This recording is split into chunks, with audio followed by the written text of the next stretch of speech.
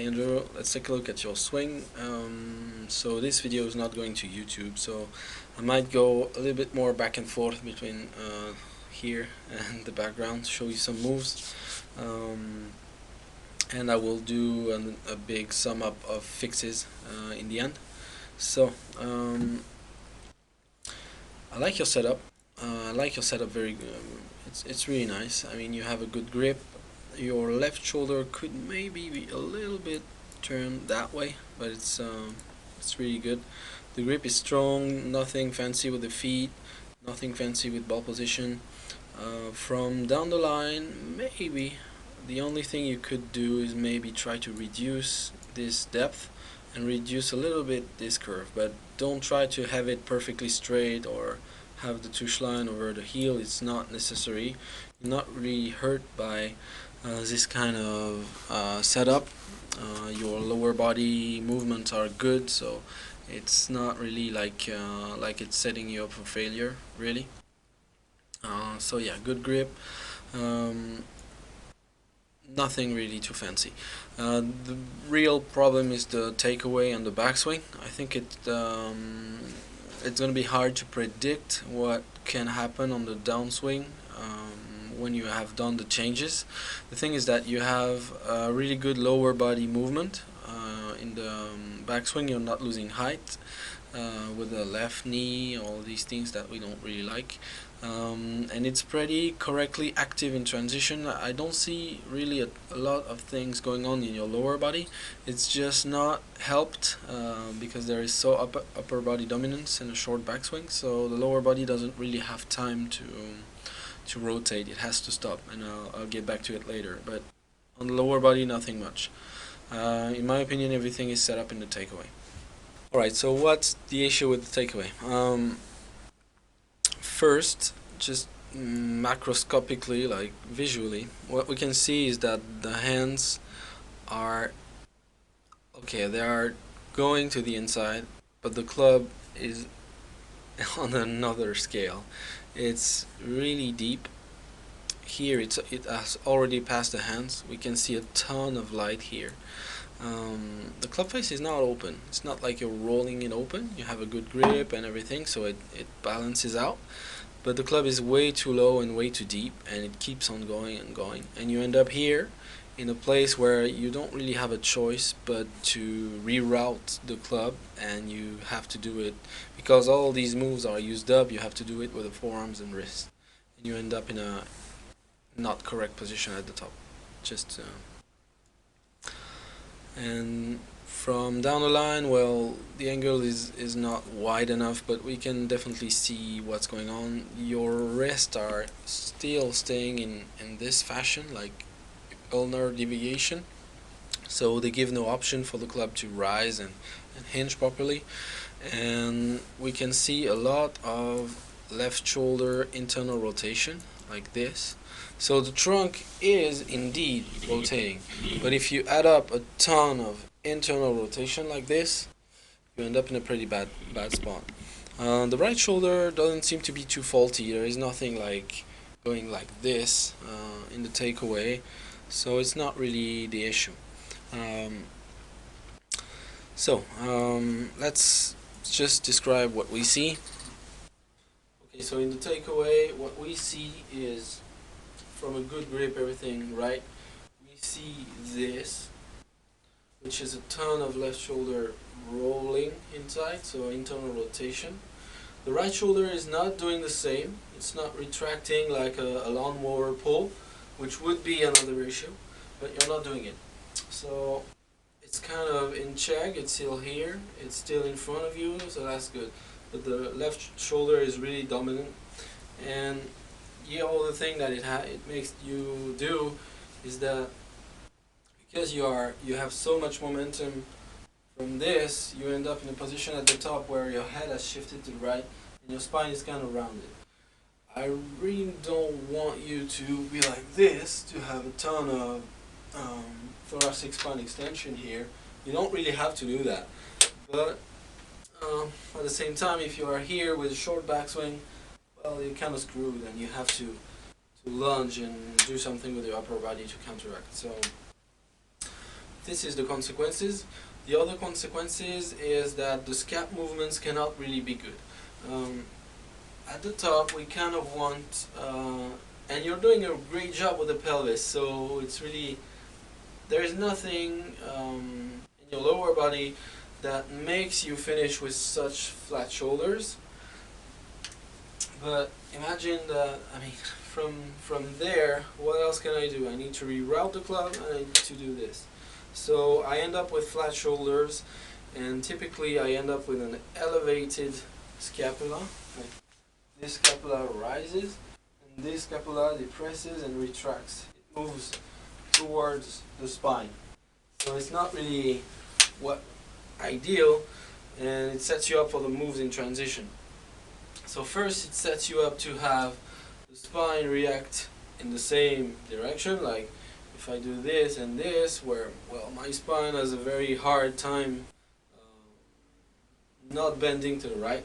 It's not excessive in you, I think you resist that, or maybe you didn't think about it and have it in check, but it's certainly hurting you, because from here, the only thing you can do is go back. And because you were so low and around, well, you have to, as I said, you have to reroute the club somewhat, and you end up in a position where your left shoulder has rotated a lot, your left shoulder has rotated a lot, your left forearm has rotated a lot, and the only thing that can reroute the club is the wrist, hinging it like so, and end up with a left wrist that's extended. And that's really problematic because the club face gets open, and your body knows that. So from here, I mean, because you are elevated and retracted in transition, what's happening, it goes the other way around. And that's why we can see your elbow getting kind of on the seam line, not really in front of the hip. You have good lower body moves, so it kind of balances itself out, but you're not in proper place, and you end up here with the wrist still pronated, extended, and this one is very flat and supinated. So the club face is really open here, and the only thing you can do is stop the lower body rotation, otherwise you'll just hit a massive slice. And you need to use this kind of movement, this flip, and because you have a strong grip and everything, you don't have to roll it, which is really good. So don't really change your grip one bit, but you have to stop everything and just slap at the ball with the hands. And well, you lose speed doing that, you lose spin left, your club face gets open, it's a bit scoopy. And the other thing is that imagine that your the radius of the swing is lengthening at a very high rate.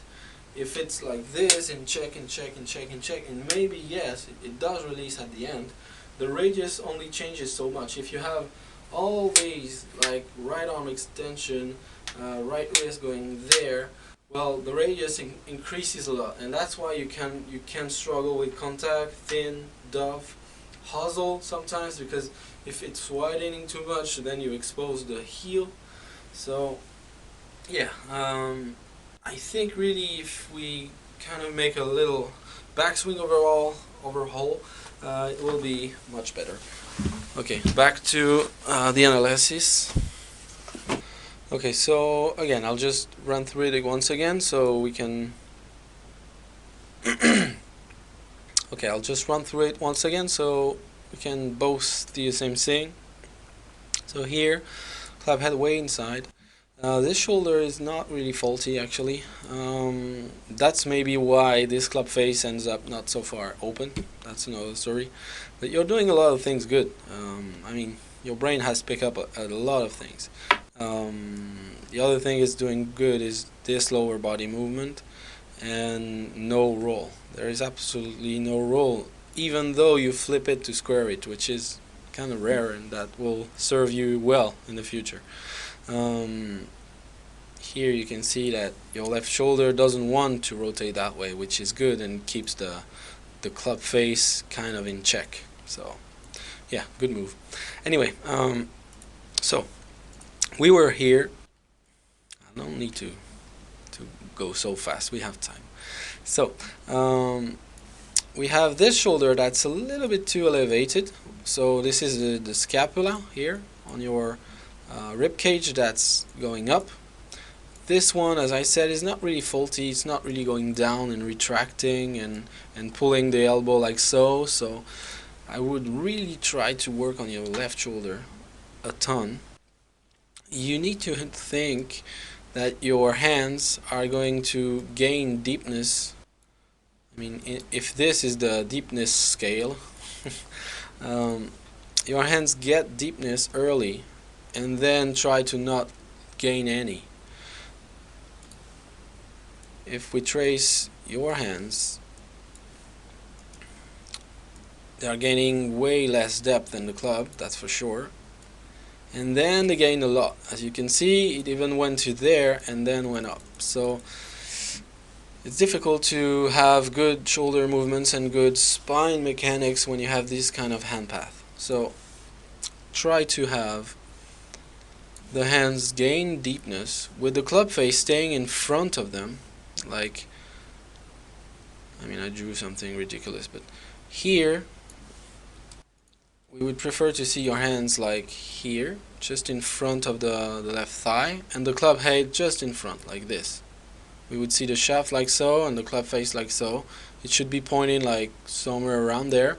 Not 45, but maybe 1 o'clock. Yeah, maybe at 1 o'clock. That would be a good idea. A bit higher, definitely. You will need to have this move go out and just relax and have it neutral or a little bit radial deviation. We don't want you to hinge the wrist like very early either. Otherwise, if you hinge to the max early, you're set up to a cast. So it's not really like you need to do that. Maybe you will need to feel like it for a little bit, but we definitely don't want the club to stay low and the wrist in UD like so. That's what we can see here. You can see really this kind of shape. We would prefer when it's there, when your hands are about as far as your body as they ever will be. We would like the shaft to be kind of parallel to the ground. Okay, from face on, it would be better if this shoulder was not rotating that much. So if the grip in a way was still pointing at the ball somewhere instead of rotating right away and pointing there. And that won't be so much of a forearm issue, that's really kind of a shoulder issue. If you do that very early, you're done. And there's nothing you can really do with the wrist to counteract that. Especially with a strong grip, otherwise you'll end up with kind of a strong grip, rotated internally and supinated forearm, which will also make the backswing very difficult, and it won't change your pattern of kind of UDing and having the club way inside the hands. We kind of want this shoulder to stay in check and be like here.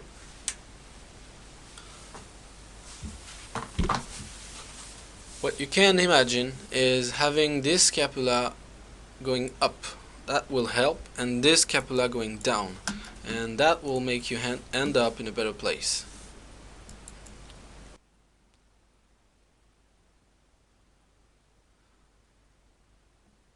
Okay, the other thing that might need attention for you is the amount of shoulder flexion that you have. Right now, because it's so low and then you reroute it, well, your arms never really have a chance to go high, and that's why you end up with a very short backswing.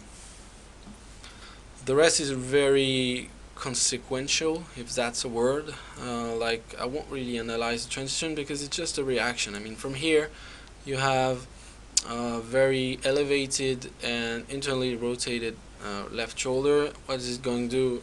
Retract. It's going to, because it's so here, it's going to retract a lot, and because your club face is wide open, and at some point your upper body needs to activate to flip and close the face. I mean, we can see here that your left shoulder is bulging out of your torso very soon. The other guys that do it well manage to keep this in check and contain in the trunk line. It's not going past it like so. I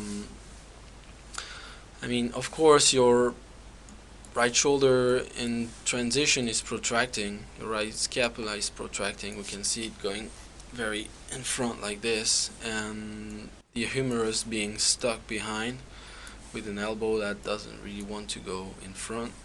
But again, that's consequential. I mean, you could totally work on something, trying to have like this scapula going up, which helps exactly right lateral bend. So if the scapula, so this gliding going up, it helps the spine going to left lateral bend, and because it's elevated and kind of protracted, it has space to retract and do this kind of cool moves that we want to see.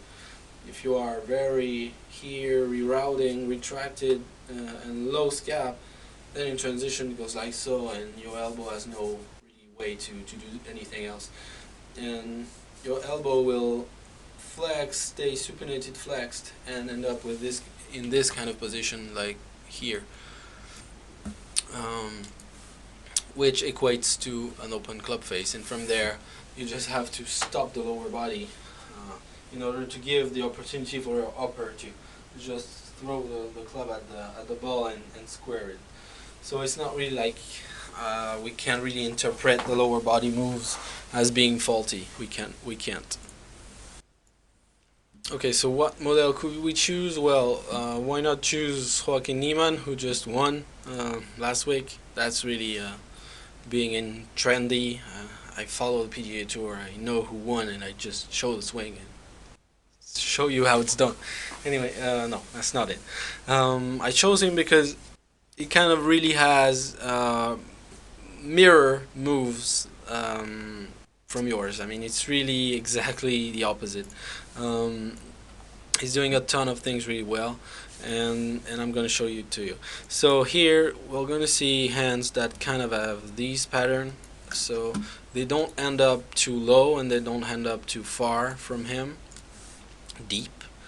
So as you can see, they're going inside, and then they don't gain much depth. I mean, the end of the backswing is kind of like so.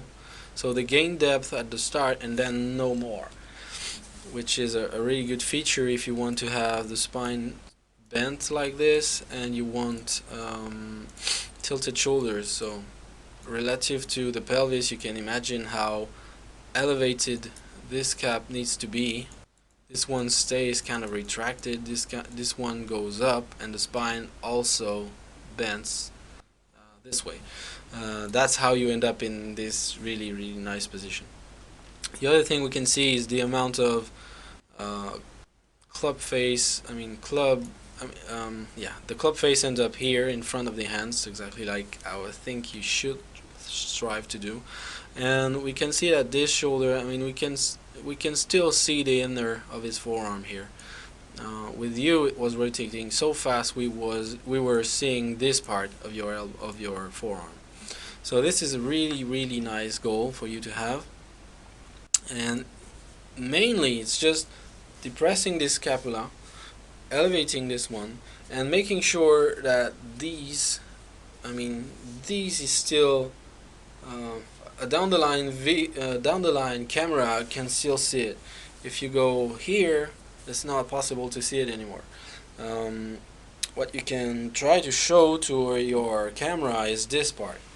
Try to show this part of your elbow to the camera, and that will keep the internal rotation in check. The other thing you can see is that the wrists are kind of the club face is still in front and the club face is high, so you have to have this movement allowed. It doesn't need to hinge right away, but definitely not stay like this like it was at the dress. You need to have a little bit of radial deviation in there. From here, it's just consequences. Is really in a better spot. These hands end up almost on top of the right shoulder. For you, they end up like here, again, because he doesn't have so much forearm roll and rerouting to do, he manages to end up with a flat left wrist and a cupped right wrist. It's not that these moves are really necessary. You can definitely play well with bowed and extended, but you still need to have the club face kind of in check and manage to have good moves in the transition. So yeah, the rest is just madness rotation, and I mean, this swing is a pure beauty. But anyway, just wanted to show it to you on somebody that's really good, so I don't just show it on me, because I'm not. I mean, it's not like I'm world-class ball striking. I'm definitely close though. Okay, we're going to go to the fix, so I'm gonna enlarge everything and just give you my final prescription. Okay, so first thing first, the initial takeaway. You definitely don't want this to rotate, as I said, so picture a point in your inner right humerus and try to show it to the camera. So the consequence, I won't put this hand on the club so you can see everything. Here, kind of like what you do, low, deep. We can see almost this part of your arm. My left shoulder is also high. If I want to show this to the camera, there. So as you can see, the club is almost in line.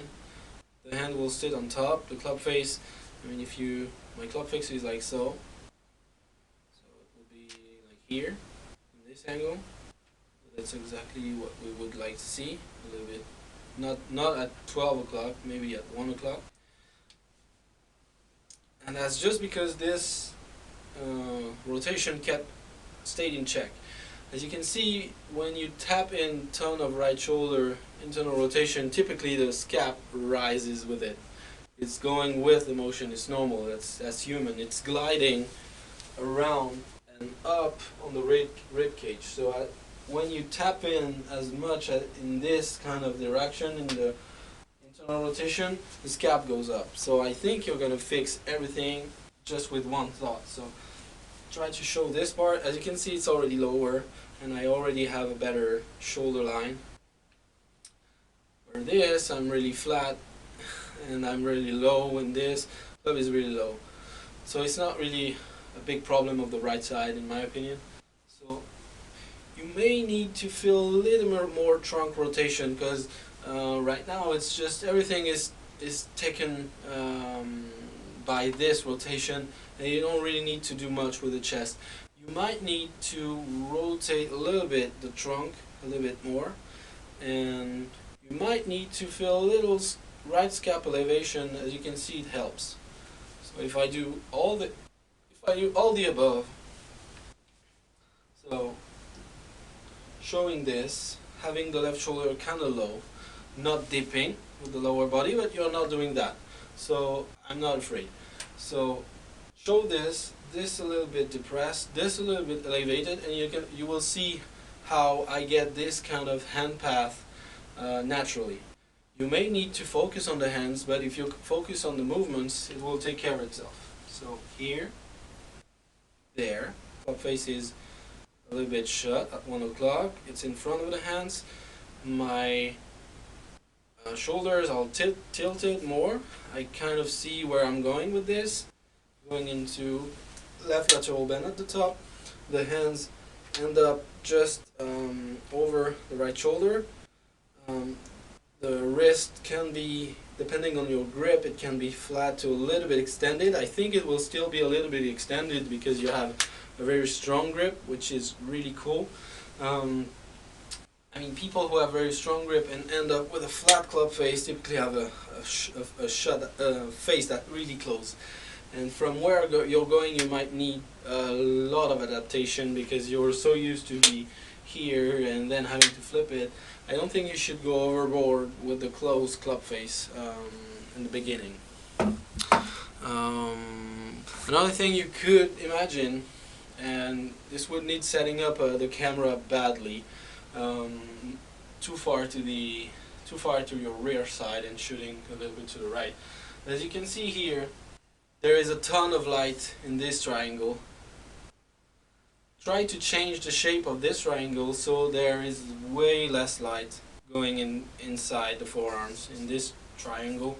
See, as there is less light hitting this green screen than this. This is also a very good idea. And yes, from here you may need to just readjust a little bit the tilts of the shoulders. And yes, you, instead of going low and then here and oh, backswing is finished because I don't have any room of motion, and this side is very straight, shoulders are really flat, and then you have to just, I mean, from this short of a backswing and an open face, well, you gotta slap it with your upper body, otherwise it's not going anywhere. But picture something like here. You would be here, and yes, you would need a little bit of shoulder elevation to reach the end, but you would be here. Then from here you can do all the cool moves in the lower body and have the shaft being flattened, and the face keep in check, not wide open like so. Here I didn't really do much, I didn't really manipulate, it's really spine driven, and I'm here in the delivery position, a ton of light here between my forearms, and then I can just deliver. So it's a lot down the line related. I think you can work a ton with down the line. If you can get a mirror, an application on a tablet that can mirror your phone or your camera and have the tablet right in front of the ball, that's really good stuff to work. Because with mirrors you kind of do this, okay, look at me, then my head is out of position, I don't really feel exactly how I should feel. So if there is a tablet here mirroring my phone, I can still be on the ball and monitor what I'm doing, and then I get the real feels. So I really encourage you to do that.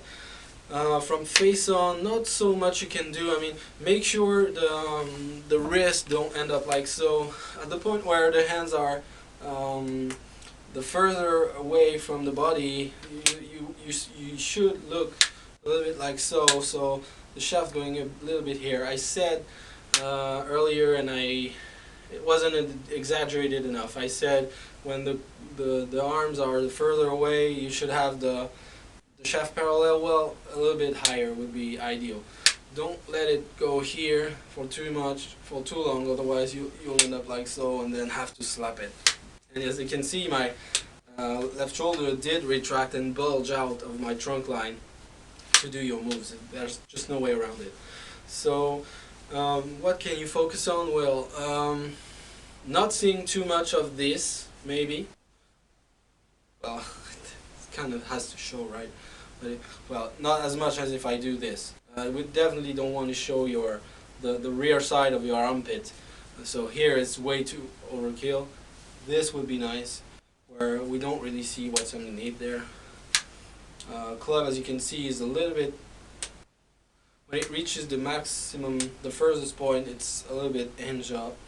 And then you will end up in the position like so instead of here. Yeah, I think that's a lot of things. I think in 2 to 3 minutes, if you picture the right moves, you will see a big difference. And we'll try to make that happen Friday. Okay, I hope it's clear enough. I hope it's long enough. I hope it's really visual enough. I didn't want to do it too early because I received some new lighting, and the green screen is much better. So yeah, I'm less transparent, and the lighting is better. And when I do that, the camera is not adapting too much, and we can see a lot of my body. So I wanted to wait for the new lighting, and that's maybe another reason why I was so slow to do your analysis. Anyway, I hope it's alright, and we'll meet up Friday to check everything.